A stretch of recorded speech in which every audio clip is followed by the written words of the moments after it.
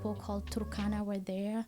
So Yes. it was very diverse. People speak Swahili and English and the Somali. I remember my class when we moved to Kakuma. I started for class 4, which I was the only Somali. Also will impact you. I remember some girls, they will tell me, why are you not coming to weddings, or why are you not this event? How am I gonna come events? I have a chemistry exam to study. It's like they were like, you don't go out. I was like, I have things to do. It's like they're doing their masters or their PhDs. Like we're like thinking of next promotion or next company or next event or next thing to do. And I was like, this American dream is never ending. It's Yes. like the more you have, it's like the more you want. And sometimes like I told my mom, it's like, I want to get this, I want to be in this company. And she's like, you have some things, like say alhamdulillah, Yeah. the rest will come.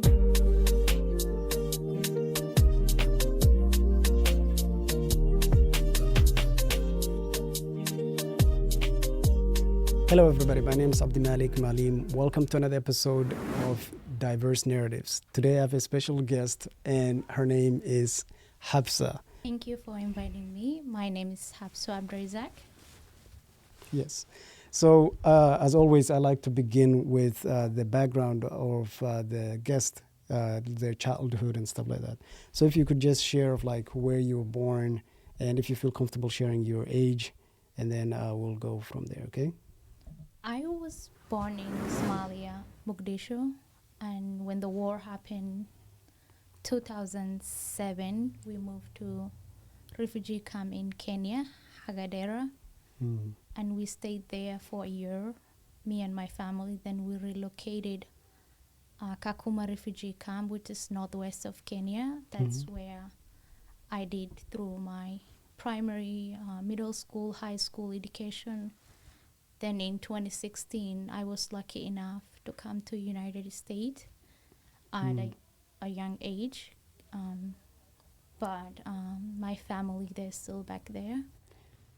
How was your life like in the refugee camps from, you said Hagardera and then to Kakuma? Hagardera, yeah. Yeah. Do you remember much of how life was like for you in Hagardera, and then how your journey was from Hagardera to Kakuma, and then how you actually got the process of coming to the U.S.? If you could just talk to us about that real quick. Yes, because at the age of 10, that's when we moved to Hagardera, and I was 10 years old. I knew the situation back Somalia was not safe, and when we moved to Hagardera, at the beginning it was hard to adjust as the schools. Back in Mogadishu, I was in third grade, or third grade or class 3. But when I came to Hagardera, everything was in English and Swahili. Wow. I didn't know a word of English in 2007. Everything, the system back in Somalia was Arabic, and the food was different, and the people was different, everything. Mogadishu, it was bad. The war was going on, but we still, like, you know, we never feel that it's a refugee camp. Interesting. So it's like you leave your home country, no one will call you a refugee. You don't have to go and collect food or that. But when we came into the refugee camp, we had to go into where we collect food or get a card for registration for UNHCR. You have to collect water. That was very difficult for me at the beginning. And my mom was like, we don't live Mogadishu anymore. We had to adjust. And she was the one who enrolled us private schools where I can learn English and learn Swahili. And then we decided to move to Kakuma refugee camp, which was a very diverse than Hagardera camp, Dadaab refugee camp, that's what they call it, I think, for now. So it was only a lot of Somali. There was no diverse. In Hagardera? Yeah, in Hagardera. Most of the majority was Somali community. Like, there was no diverse where you can learn Swahili. But when we moved to Kakuma, there was different refugees from Burundi, Rwanda, South Sudanese, Ethiopians. So and the native people called Turkana were there. So it was Yes. very diverse. People speak Swahili and English and the Somali. I remember my class when we moved to Kakuma. I started for class 4, which I was the only Somali, and Wow. then the rest of when I was finishing up to my primary, we were only 9 Somali students out of 40 students in a class. So it was really interesting to learn other people culture, different people who are different background, different religion.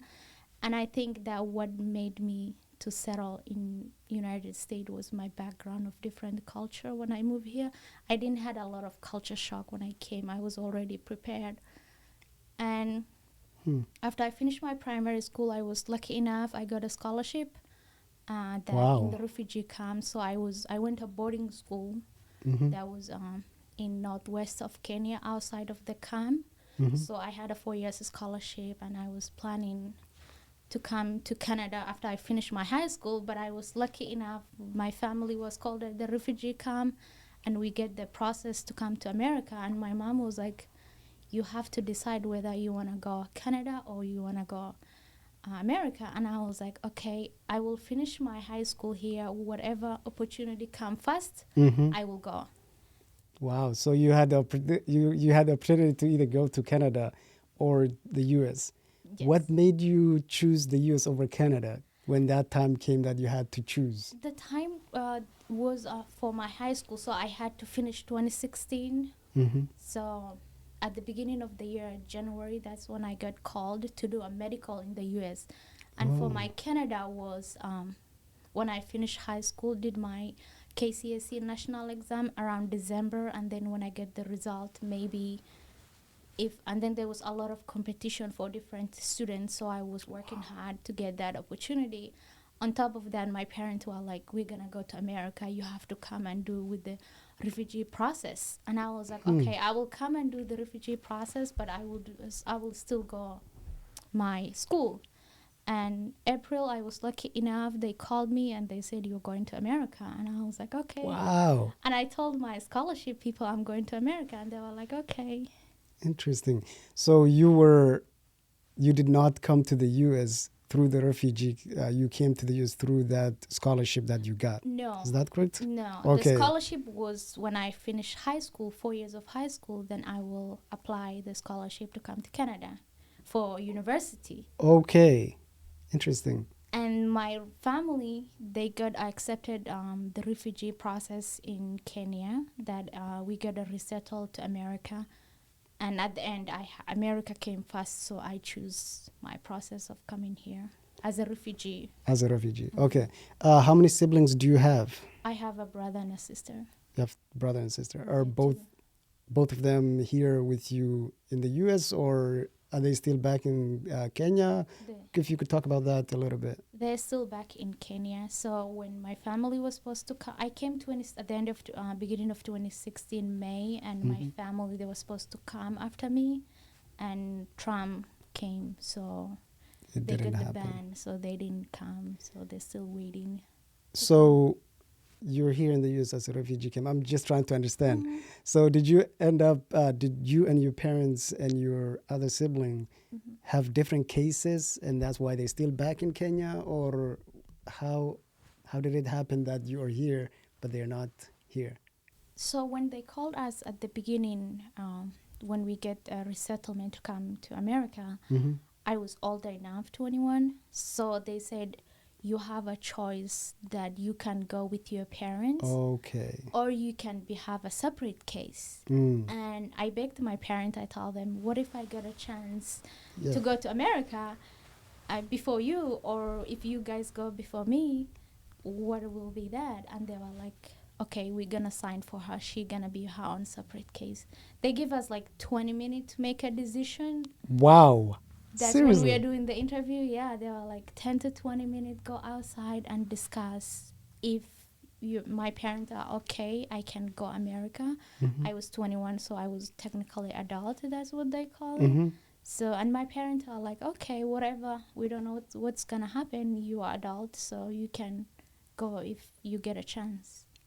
Wow. No, that's very interesting because being given 20 minutes to decide, taking a chance whether you end up coming to the US alone or with your parents. And I also like the idea of like, I'm so glad that you guys agreed on having your own case, because sometimes those cases take years for them to approve and to go through the process, which means if one of you guys get to be allowed to come to the US first, like you ended up coming to the US, you're able to work and help your parents back there.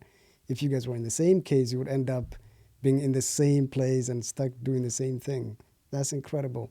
So you were in Kakuma, you got your case was approved, everything went through. What was your journey like coming from Kakuma to America, and what state did you end up landing in? At the beginning, I was really so excited. I watched a lot of Hollywood movies that I Yeah. thought America is so glamorous, like Mm-hmm. New York. And my journey, I was with people, as you know, people who come, they come as a group from different refugee camp. Mm-hmm. So we came, our entry point was New York, Oh, and they already told me that I'll be going Portland, Maine.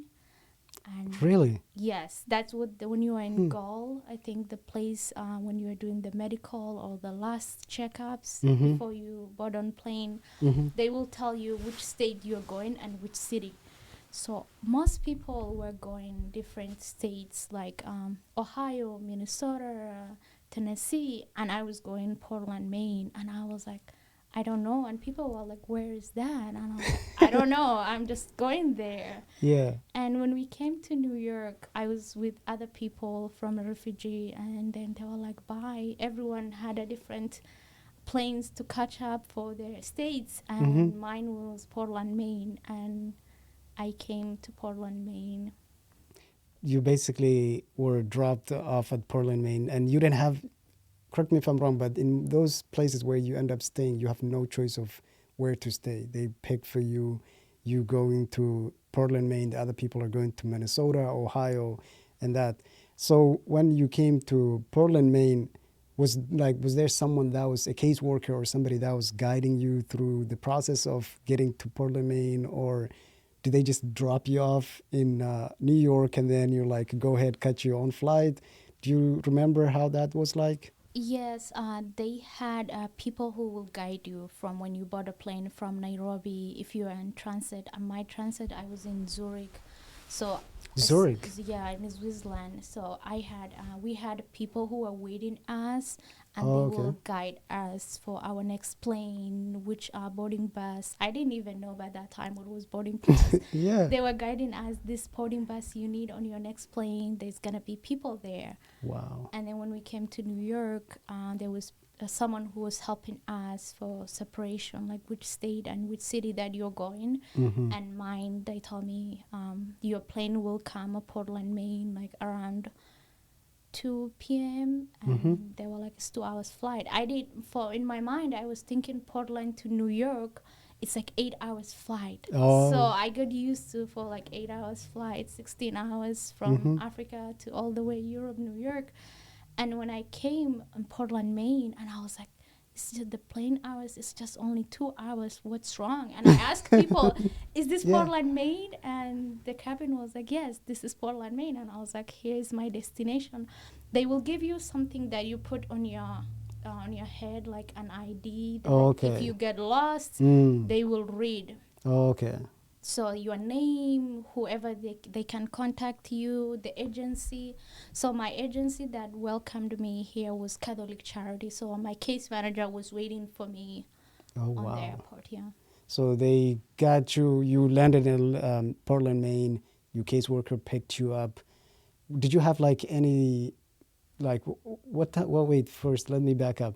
What year did you come here, and like what time of the year was it? May 2016, Wow. beginning of May. It Wow. was summer. You got lucky. Some people ended up landing here in the winter and it was horrible. But you did mention that you did not have any culture shock. But from the time that you landed in Portland, Maine to wherever they ended up putting you in, did you have like, in your first couple of weeks, did you have like anything that kind of was new to you, that was like something that you've never seen at the refugee camp or even your time in Kakuma? Was there anything that was surprising to you? Actually, no, but I was not allowed to go outside. So when I came from Oh. the airport, they put me in a hotel. They were like, stay here. They bring me food. They're like, stay here.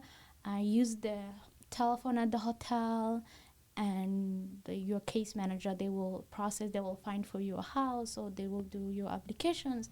And I was like, I want to go outside. I want to see. And they were like, stay inside. They were afraid maybe I will go out Get and get lost. lost. Uh-huh. So I was just inside, and they teach me how to use microwave or the food. And the case manager, when they picked me up at the airport, he told me, oh, there's some Somali, like the Portland, Maine has Somali community. There's Lewiston. And I was like, for me, what I was thinking, I was like, I don't want to stay in this hotel. I want to go outside. Mm-hmm. Because when I came at the beginning in New York, so I saw New York life, how the city is. I thought everywhere in America it would be New York. I was like, Oh. I'm gonna see the lights, Yeah. everything, Times Square. So when I was at the Mm-hmm. changing the plane, so I was seeing outside of the city the buses. It was very beautiful, and I was like, if I go out, in my mind it's gonna be like New York everywhere. But Yes. I was not expecting it's gonna be Maine. Wow. Oh, I had similar situation. Well, we didn't land in Atlanta. We landed in Atlanta, Georgia, and my family and them, my dad and them, came to the U.S. before us. So when it was time for them to pick us up, they picked us up in a minivan, and we drove all the way from Atlanta, Georgia, to Maine. I had basically the same kind of not shock, but I was like, we drove through all these beautiful cities and stuff like that, and then somehow you end up here in Maine where it's just trees everywhere. It was kind of like, whoa, what's going on? Why am I here, like in the middle of nowhere? I basically had the same shock. So you went through, you came to Maine, and they put you in the hotel. How long did they keep you in the hotel before they were able to find a place for you? Because most of the people that I spoke with, a lot of them already had a place, like a house prepared for them and stuff, but they put you in a hotel. I wonder if it's because it's just you and you were not with a family, I guess, if that even makes sense. But how long did you end up staying in the hotel? And did you feel like at any point that you were uh, any threat or anything like that, being alone in a country that's new to you? If you could just talk to us about like your thought process at that time, being in the hotel, not being allowed to leave the hotel. Yeah, I think Maine had housing crisis for the like to get a one bedroom apartment. It was very difficult at that time, and Yes. up to today it's like still hard to find one bedroom. It's either expensive or it's not available. So they were waiting for me to find a place, and they were like, we're gonna find for you where we're gonna do our best. If you need food or if you need anything, call us. And Mm. I was just watching TV, and my mind was like, I want to get out of this place. I was like, I want to experience real America. It's like that. But I was keeping busy myself, like watching TV. It's like, Yes. I was like, if I go out of this hotel, like I'm gonna get a job, I will go to school. Like I was Yes. preparing, like in my mind that I want to do better. I want to get a job, Mm-hmm. and that's what I was thinking, but nothing else. Like, be in my mind, like I know what's gonna be next step if I leave after this hotel. Wow. So after that, how was it like for you to go through that whole process and then start a school? Did you end up studying in? Did you didn't end up studying in high school because you're already at the age where you can't do high school? If you could just talk to us about what school you ended up deciding to go, and your whole experience of like finding a job and all that. At the beginning, I believe getting a job for school, it was tough. It's like I will ask my case manager, it's like, where is the school? Like, if people I meet with them, it's like, how do I go? And they were like, you are older now, you are not like 18. In Mm-hmm. America, it's like you have to be 18 to finish high school. And I was like, I left Kenya before couple months to finish my high school, and I came here and I didn't know what to do. That's when I like, start stress. I was like, why did I come to America? Now I should have been finishing my high school in Kenya. I will have been gone Canada to study. Like, Yes. now I am here and they're telling me you're old, you cannot go high school.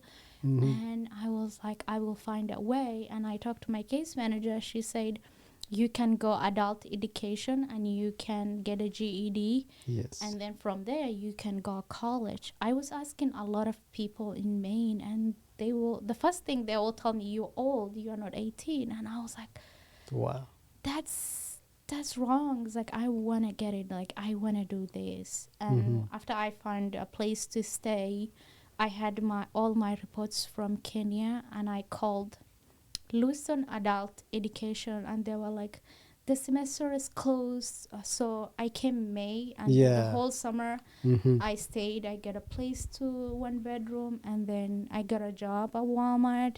My case manager helped me all that process, applied my ID, and that's when I decided it's time for me to get my high school diploma. I called Lewiston Adult, and they were like, the semester is already full. Yeah. And you have to wait for another year. And I was like, I can't. It's like, I've been waiting, and I need to finish. And they were like, go and check urban adult education. And I called them, and they were like, okay, we can accept you and bring all your report cards and everything. And what they told me, you have to wait until June for next year for people to graduate.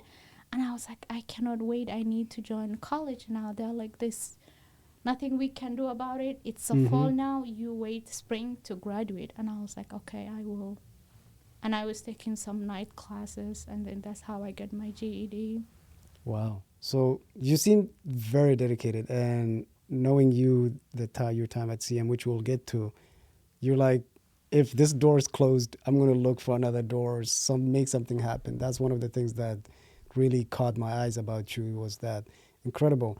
And throughout that time, from the time that you arrived till the time that you were just talking about trying to get into the school and stuff, at what point did they allow you, or did they give you the opportunity to reconnect or talk to your family in Africa, in Kenya?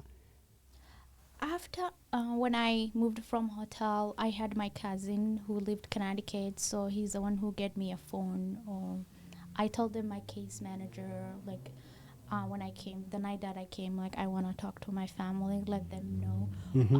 What else I did was, when I was in New York, so when I was waiting my plane to catch Portland, they had a computer free that you can use. Wow. So I logged on my Facebook, and then I left a message my family that, oh, I'm in New York. Wow. I just arrived, so I will be going my next plane. So that's how I was communicating, even if my case manager or the hotel, and I was like, is there a computer? Maybe I can log on a Facebook so I can talk to people. And that's how I was communicating at the beginning. And my case manager for the next couple days before I moved to, and then what they say was, Portland, they could not find a 1 bedroom apartment. That was another problem. They transfer my case to Lewiston and Urban. They said maybe she will find a roommate, or there's more opportunity for housing compared Portland area. And my case manager get me like a small phone to use while I can communicate. And at the end, my cousin brought for me a phone. So, wow, you had a family, some cousins and uncles and aunties here in Lewiston? No, my uncle, they used to live Connecticut, but when I came, they moved to Minnesota. They were like, moved to Minnesota, which I was like, no, I just came here. I will stay. In my mind, I was thinking my family, they will come after me. Okay. So I was like, I don't want to leave my family. They all, before I came, they all did medical. So they were like, we're going to come after you. So how was the process. And I was like, I don't want to move to Minnesota. I can wait here so they will come. Yeah. And the travel ban happened in 2017, so they didn't come. Wow, that just set the case back. Yes. Wow. Okay. So at what point did you end up going to college? And what was your decision? What was your decision process of what school to go to for your associates, or your associate's degree?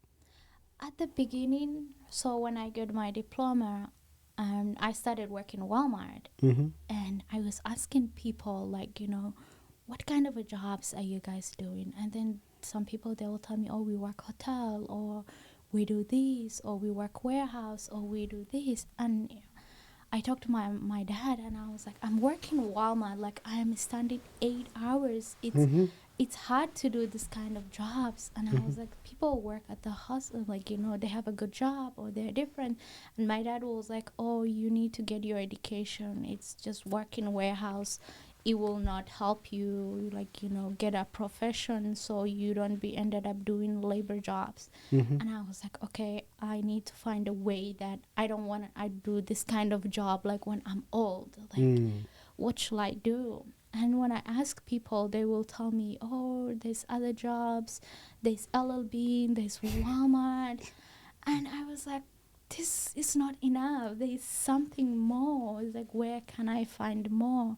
When I ask those kind of questions, and people will give me different answers, and I was like, no, it's time for me to go college. And my dad was like, if you want, it's okay. Like, think about your education and your future, go college. And I was doing a research, which, and I, on top of that, I was learning how to drive. Like, I was paying my bills, I was also supporting my family. Like, I had a lot in my Wow. mind, but I was like, what can I do to move like next step? Even if it's like I work 3 days, Mm-hmm. then 4 days school, or 4 days school, 3 days work. So that's what I was doing. And I went CMCC, which I chose CMCC. It was closer, Mm-hmm. and I was learning how to drive. So I was like, I can go this college. It's closer to me. But I wanted to go USM at the beginning to get straight my 4 years. Mm-hmm. But I was like, I don't know how to drive. I cannot go Portland. So my better option was for me to go at CMCC. My first years, I had my permit, so I was coming there. Wow. That's incredible. So it seems like you're a very driven person. What is your motivation like? What keeps you going? Because you don't have your family here who can like push you to keep going and stuff like that. I mean, they could over the phone and stuff, but what keeps you going when you are like feeling not motivated to do anything or stuff like that? What's your motivation? My motivation, what I was thinking, like, when we are in the refugee camp, like, how Kakuma is, like, everyone was talking about, like, what is gonna be my next step. Like, people had like a dreams, like, we don't want to stay in a refugee camp, we want to come to America, or we want to go any Western countries to find like better opportunities. Like, we were always talking about getting a job, like driving a car, or like this American dream that, like, when you're in Africa it's Yeah. easy, but when you come here it's not, like, everyone cannot achieve. But even if you cannot achieve this American dream, but at least you have opportunity. Like, Mm-hmm. in the refugee camp, like, or back before the refugee in Somalia, your parent has to pay your school tuition. And my Yes. parents, sometimes they could not afford to pay me for my school fees. And when I came here, and I was like, okay, there's a free education, so why not? Mm. If someone in Africa, they're struggling to pay their school fees, and here it's free. So that made me like to work hard, like, do better, like, get good grades, like push myself hard. Because I came when I was 22, so I was like older enough to know the lifestyle here and Mm. back home. So I kind of had, like, get education, like, work corporate. And then when I went CMCC, it opened like my mind. There's so many careers, there's so many opportunities, there's so many things you can do in this country. Wow. What did you end up studying at CMCC for your associate's degree? I did a life science. Why life science? I was trying to go pharmacy school, and that was another challenge. Like, when I applied to UNE, it will take me another couple years, and I will ended up a student loan. And I was like, if I go pharmacy school for another couple years, like, I will be focusing, so I will not have time to support my family and all of that. But I kind of understand it's gonna be hard on the way. Mm-hmm. So life science, it may open doors for me. Like, and after that, I did a biology degree at USM. Wow. If could you talk a little bit about your experience at CMCC? How was it like going to CMCC? How was the environment like to you? Did you uh, was it did you have an expectation of how college education, I mean college life would be before you went, and did that expectation end up being true, or how was it like? Because you sorry for cutting you off, because you went from Kakuma to here, and you ended up going straight into, well, not straight into college, but you did a couple of adult education. You got your GED. Now you're going to college, and it's your first time going to college because you didn't end up going to college in Kenya. How was it like for you to go to college here at CMCC? Just if you could just talk about your experience. At the beginning, I was really so excited. I was like, oh, I'm gonna meet a different people. And Yes. that's what I did. And I was like, I was getting my diploma, and my goal was to stay 2 years and then move to another 4 years college. I already had a plan. Even to meet my advisor, I Mm-hmm. was already known, like, I wanted to get a life science associate. I want to take this kind of classes, and I want to go USM, and I want to do this. Like, I already, like, when I had free time, I was planning everything ahead of time. Wow. Like, I know I will stay at CMCC to get my associate. And it really ended up, at the beginning I was like, I don't want to CM, I want to go 4 years college. That Yes. was like in my mind, it's like it's better for me to go 4 years. Like, why am I coming CM? Like, I Mm-hmm. had that, I was like, and people were saying some not a good things, like CM, it's like they spend their 2 years, like, Mm-hmm. they get a free money back. And I was like, I don't care about money, but I Yes. want to like get my associate and get out of this place and go 4 years college. Mm-hmm. And when I went, the teachers was so nice, everyone, it was really nice, everything. Like, I had a good time at CM. I was not expecting that. I was like, it's Yeah. gonna waste my time, but it was the best time. I stayed there. Wow. No, that's really good to hear, and it is true. CM, I think now it has changed a little bit, but CM somehow has this negative image within the community because people see it as, oh, associate's degree, community college. That community college is what's causing a lot of people to think that it's not a place that you should go, and I think there's been a lot of work that's done to change that and to get people to realize that you could save so much money by doing your associate's degree at a community college where it's a lot cheaper for you to take classes that you could easily transfer from the community college into the university to get your bachelor's, and you could save so much money. So I'm glad that you ended up doing that, because imagine if you went from completing your GED straight into, did you say USM? You wanted to go to USM? USM, yes. Imagine how much money you would have ended up taking debt and loan on. That would have screwed up things for you. I know, And and now I work with people. Sorry, I'm cutting. no, I you're work good. with people, and I'm doing my master's. So I talk to other people, my classmates, and they're like, "We are in so much debt," and I was like, "Wow! Like, what kind of debt?" They're like, "We moved to a different college, and we stayed on the dormitory. It's like so much debt," and I was like, "I'm glad now I don't have to worry anything."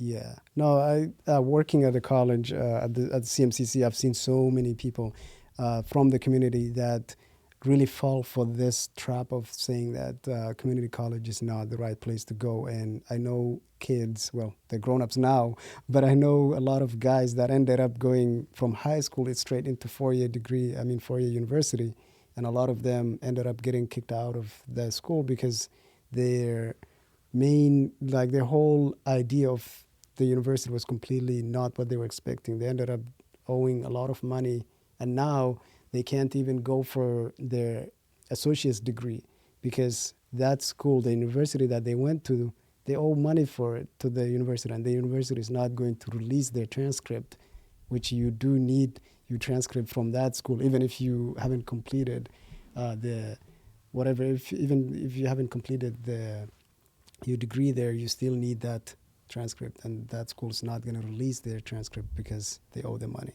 I didn't know that. Can they do that? If you go to a school and you take classes there, Mm-hmm. and the semester ends and you did not drop those classes during the add and drop date, and somehow you end up owing that college money, it's required for the new school that you're trying to go to get that transcript.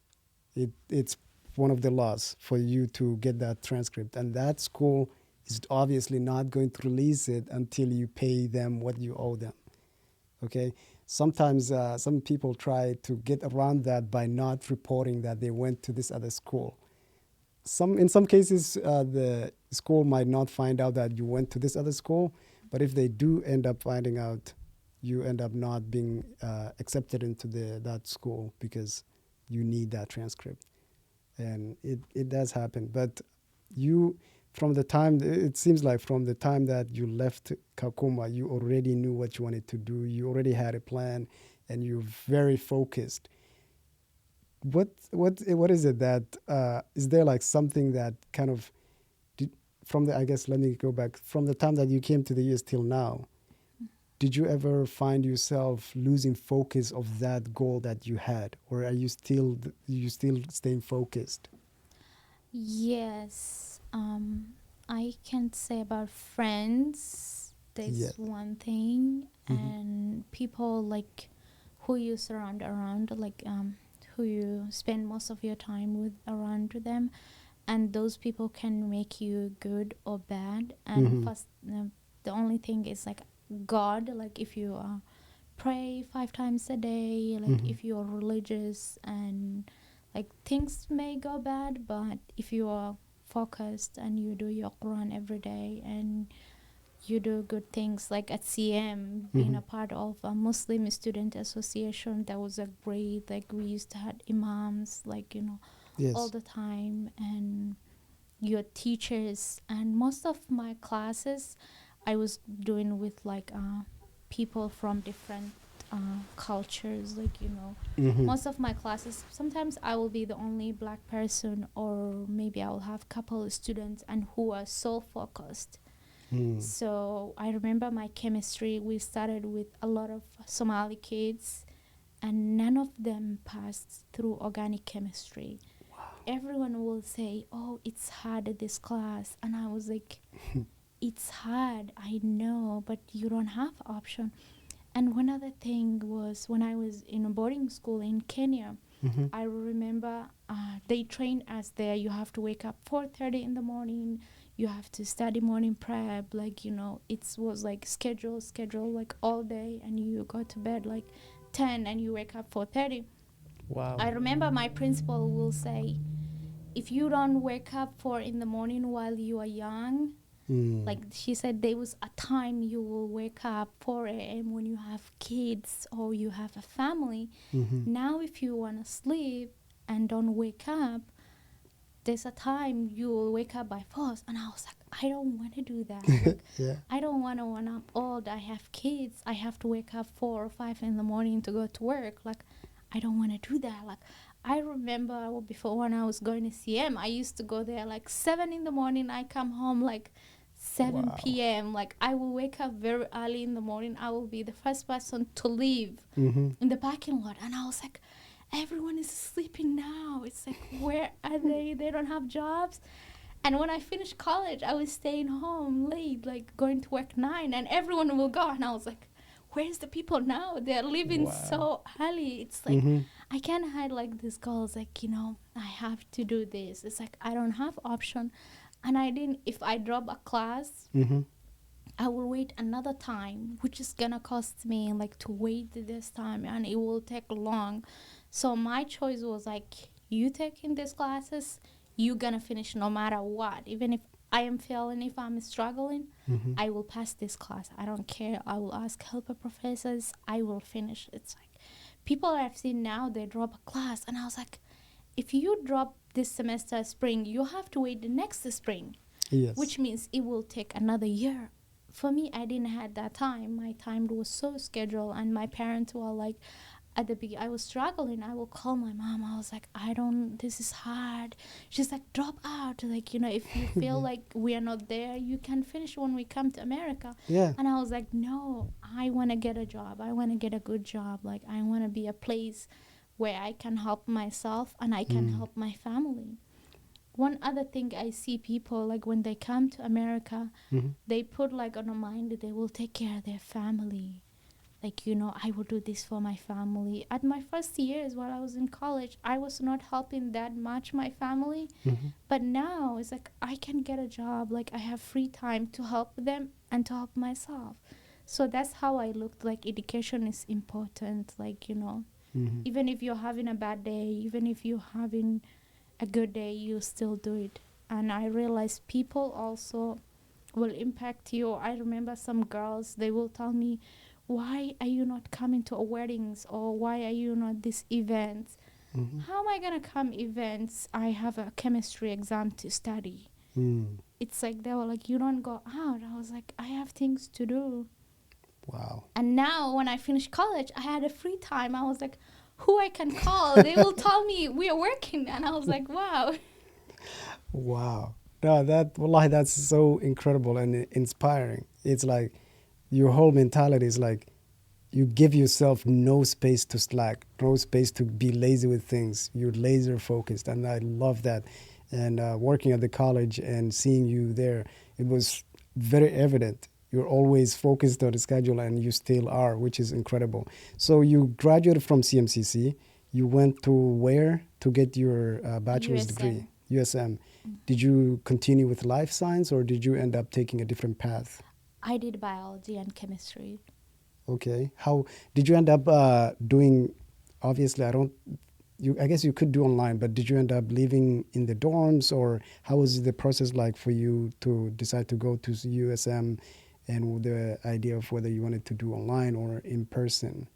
It was a COVID time, so I finished USM, CMCC 2020. Ooh. So I was lucky enough that most of students were doing online. So I think I went to USM in person my last semester. Everything was online, even during lab times. Because what I did was I took all my classes, sciences, most of my classes at CMCC, which was cheaper. So it kind of helped me not to go in person. Most of my classes at USM, and it was COVID, so everything was online. That helped me. So I stayed home studying. Wow, that's incredible. And since it was during COVID time, everyone struggled in one way or another during COVID. You were living alone at that time, I would assume. How did the COVID, I guess, period affected your mental health and your overall life as someone that doesn't have their family here and you're alone, and the only family that are in the U.S. are living in Minnesota or in another state? If you could just talk to us about that, like how that COVID period impacted you. Did it have any negative impact on you, or was it something that it really didn't affect you as much other than doing your work online? It didn't affect me a lot, what I can say, but there was also online helping, like a tutoring, a learning center. So I was taking advantage of that, and I had like a free, before I was driving, so my driving time can be static time, and I was hiking, I was doing activity outside, so that helped me a lot. And when I was CMCC, people were not talking a lot about mental health, and it was bad in our culture to go therapy. Yes. And that's when I realized, like 2021, I started going to therapy, and I realized therapy, it's not like for mental things, it's for like a lot of things. And since that time, I started going therapy, and I was like, why did no one tell me, like, therapy is for mental health? Crazy people, that's what they call it. It's not for crazy. Some of these people, they had experience. Like when I was applying to my grad school, I was telling my therapy, it's like, this is what I'm doing, and they were telling me, this is what you do.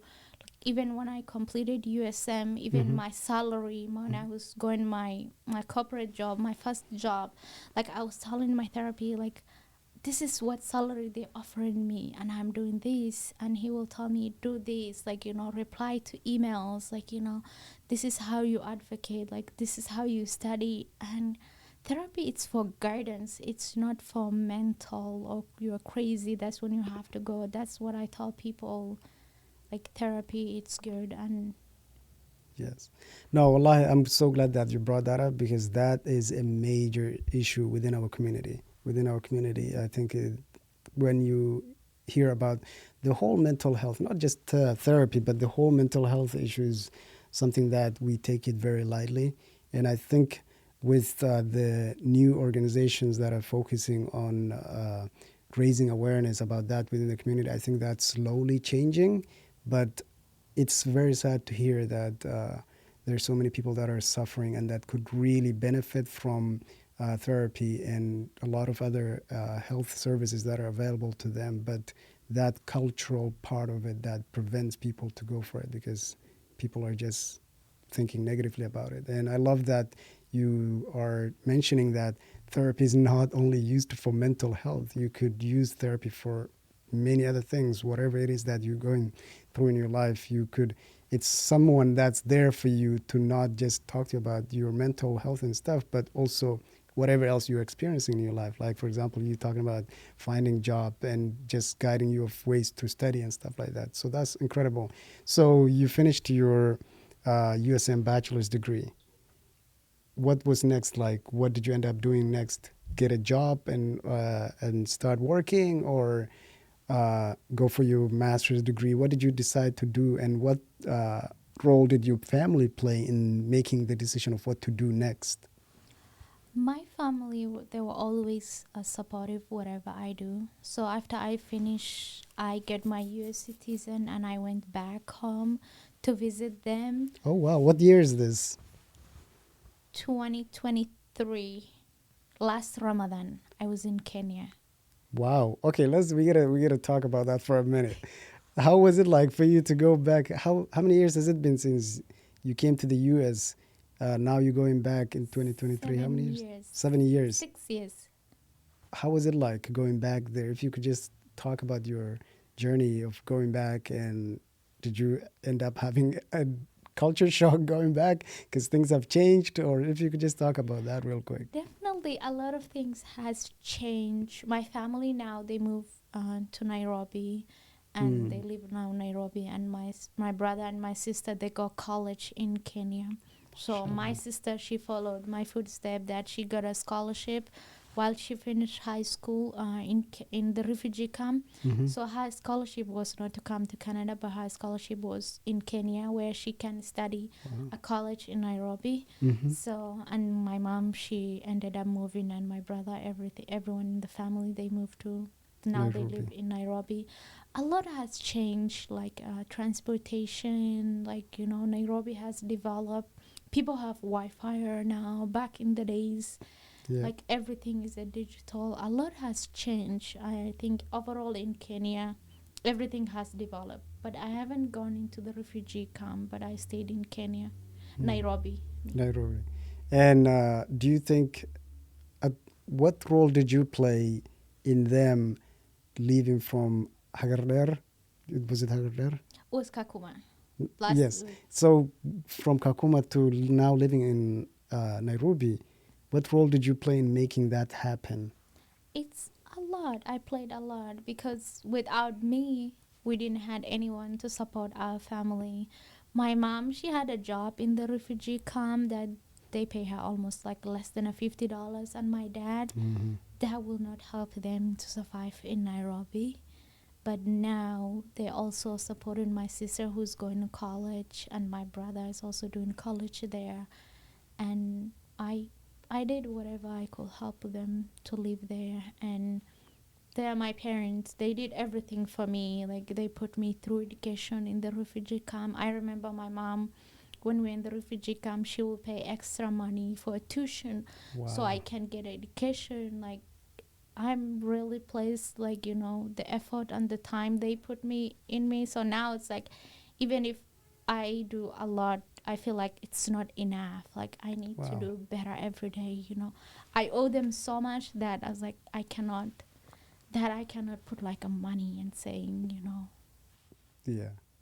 No, I think you've been being very humble. They would not be there in Nairobi without you. You did so much for your parents. That's incredible.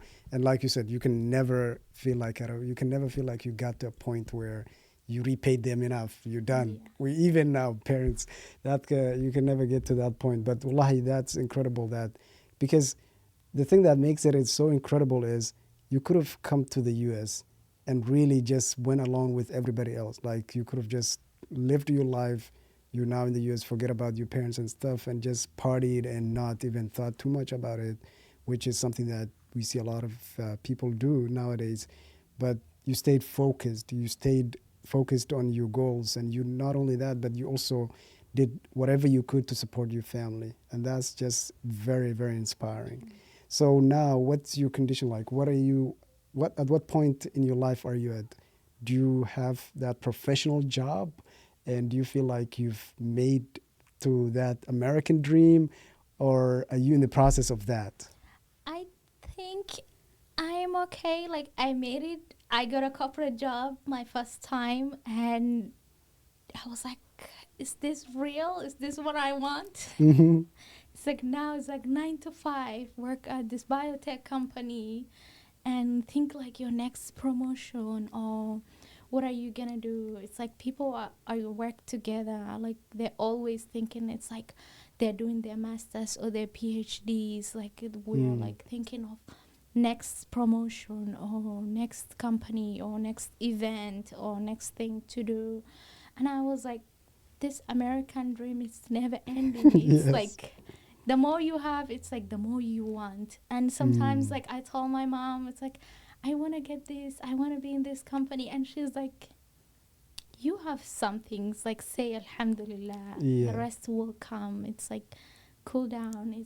But I still feel like it's not enough. I want to get this position. I want to do this. It's like I want to do this. And I went back for my master's. So now I'm doing my master's. I think that will keep me Wow. busy. Wow. No, it's yes. What your mom said is true.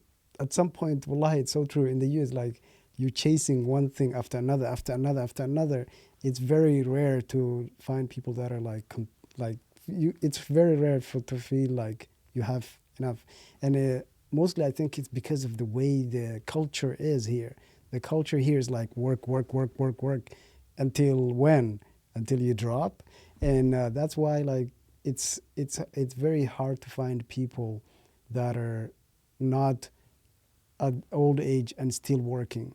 Literally nowadays, everybody's like still working at their old age because of just how the culture is here, compared to how it is over there in Kenya or whatever. So right now, if you could actually, I would love for you to talk about how you ended up landing a job at a biotech. How was the process like? That was when I came back from Africa because I graduated and then I got my US citizen. I was working on that. I think I visited you that time at Yes. CMCC, and I was like, before I start a corporate job, I will go back and see my family. And I came back and I have seen how people in Kenya, like they finish schools, they have their masters, they MashaAllah. still looking like jobs. It's hard for them to get a job. So when I came back and I was like, it's time for me to get a job. So I was looking job around in Lewiston area. There's not enough biotech companies. That Most is true. everything is in Portland, Greater Portland area. And I was looking I applied a lot of companies. I didn't get an answer. I was on LinkedIn. I was messaging people. I was like, I'm looking a job, and like even if it's entry level, I will take it. And I got this nice company in Saco. Mm-hmm. I was driving Saco to Lewiston for Wow. like a couple months, and now I just moved down there. Like interviews, like corporate interviews, it was no one prepared at college. Like you have to do runs of interview. Like Mm-hmm. these companies are very strict. Like no one will teach you how to negotiate your salary. It's like I didn't had all that guidance, but now it's like I kind of get like the work culture, like the benefit, how the companies operate, how the corporate culture is. It's like I'm still learning, but Wow, that's incredible. So now you're working on your master's. What are you studying? Still in the bio field, or what are you studying? biotechnology. Biotechnology. What's the goal after master's, I guess? Or you're like, right now I'm too busy with the master's. I'll figure that out later. Maybe MBA. I was thinking MBA Wow. before masters, but another thing was when I came back from Africa, I was like, I want to do my masters. And remember, before I left, I was telling Yeah, you yeah. how hard, who's gonna pay my master's tuition. I don't have a grants. So in my undergrad, I was like, I didn't had any loans, and I was like, who's gonna pay my masters? I don't know what to do. But I got 4,000 scholarship for my masters. Incredible. I didn't even know how I did. I was so worried. I was like, last Ramadan, I was like, I want to do my master's, but I don't have money. I cannot afford this. And I applied the schools, and they're like, we're giving you 40,000 scholarship. Even to sign up, I got like 42,000. Wait. I thought you said 4,000. You said 40. 40. 40. Yes. Wow. I think your parents played a role in that. I feel like your parents made dua for you or something, because with all that, that's incredible. I don't think I've seen anyone get that much of a scholarship to go for their masters. I know. And I just went to school, and I went there open house of the summer, and I was like, I'm interested in this program. And they're like, we give scholarship. And I was like, what? You guys give a scholarship? And I realized, wow. And I'm taking that opportunity now. The new school is called Ru Institute. It's under Northeastern. They just opened in Portland. I've I not think heard of them. someone donated like $1 million, so they're giving free scholarship to people in Maine. And I was like, wow, that's a great opportunity. That Wow. So your undergrad, you did not have to take a loan. Now it looks like you're not going to need a loan for your graduate either. Yeah, that's incredible. That's incredible. One thing that I wanted you to talk about is like, you're a young lady and you're alone here without your family and stuff. How was it like trying to find a place of your own? Did you end up having to live with a roommate? And how was that like? Did you end up having to be a roommate with a person of different culture or stuff like that? If you could just talk about that, because that would be something interesting to know. at the beginning, I had people with my culture when I used to live Lucin, but now I live with people who are not same culture. But when I live here, like I feel like it's all the same. I was also in a boarding school, so what also made me, I was in a boarding school that only 2 people out of like 2,000 students, we were Muslim, so the rest were like different cultures, different religion, and we lived with them, so I didn't had any problem. Now I live people with different culture, I don't see any problem. Like at the beginning, I told people, I was like, I'm a Muslim, I don't do this, I don't do this. Like I told them like upfront, and people will respect you if you tell them like this is who you are, and they will respect you. And one other stories was happened like a couple weeks ago in my company. We had this little prayer, so they were doing a construction. They give us a small prayer area like downstairs, and this area was open, and we were praying, me and my other colleague. And then my other boss, he put like something in the area. He's like, I feel bad for when you guys are praying and we were passing by, so I put this thing. And I realized people are so respectful if you tell them like who you are, like what's your expectation. It's like no one will disrespect you if you tell them like this is who I am, this is what I stand. It's like, and I was like, I don't have any problem. And people were like, we have this kind of problems. And I was like, how did you guys have? It's like I told them this is who I am, this is what I do, this is what I believe, and they respect that. Wow. No, that is so true. A lot of companies nowadays are realizing that if they have Muslim or employees and stuff like that, they need the space to pray and stuff like that.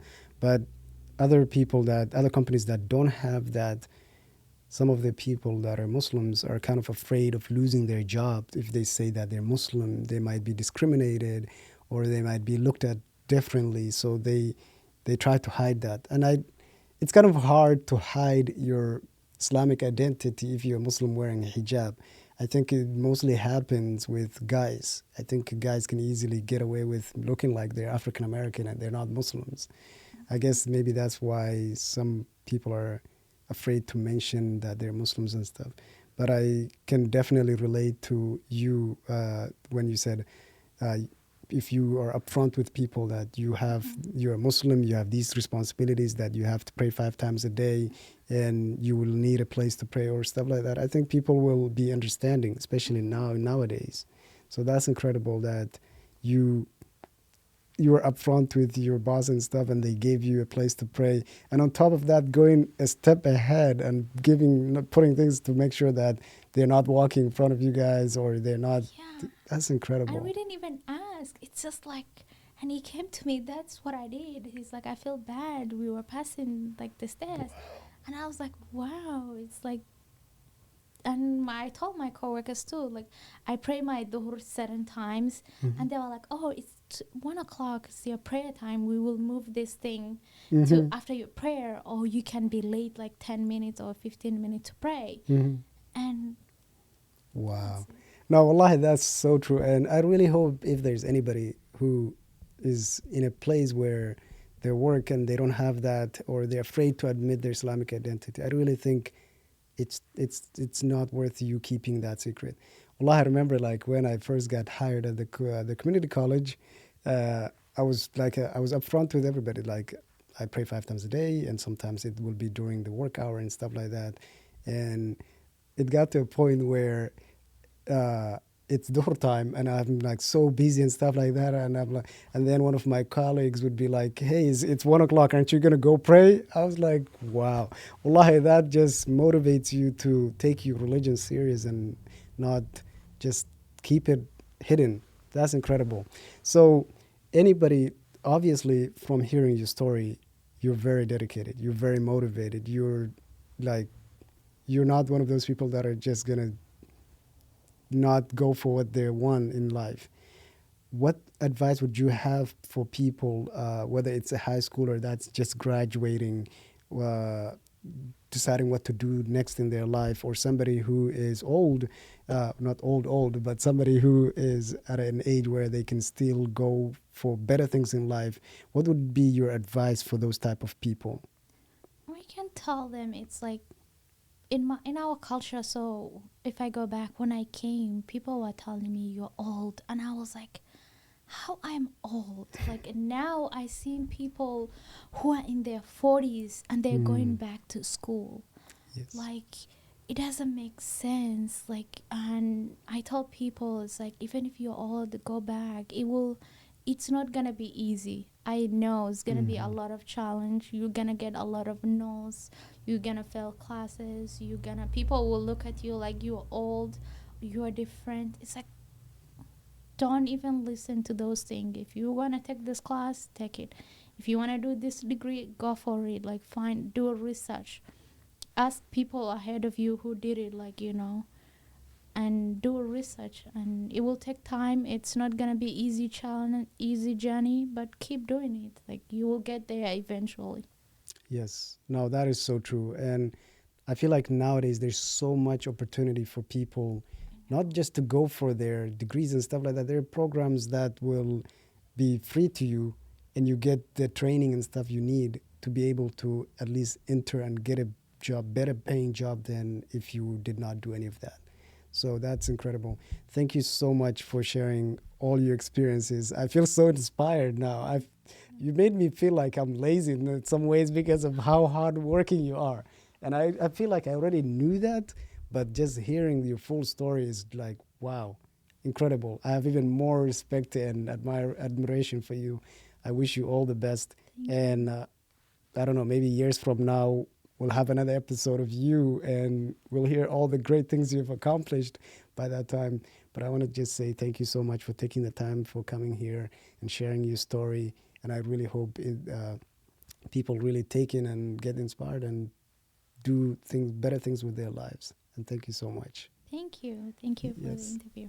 Yes. So that concludes this episode of Diverse Narratives. I hope you guys enjoyed this one. And I forgot, if anyone wanted to get in touch with you or whatever, do you feel comfortable sharing any of your contact information, your Facebook, your Instagram, or any of that? Yes, I can share my LinkedIn. Yes. It's Habsa Abdurizak. Yeah. So if you wanted to get in touch with Hafsa because you were inspired by her story, or you wanted to hear more about some of the things that she mentioned in this episode, definitely be in touch with her. She's an incredible worker. She's a hardworking person, and I think there's so much knowledge that you can learn from her and stuff like that. So with that being said, I really hope that you guys enjoyed this episode. Definitely check out the visual side of this episode on YouTube at diverse-narratives. And you can also listen to it in any Spotify or any of the other online websites where you can listen to the podcasts and stuff. So with that being said, we'll see you all in the next episode. Peace out.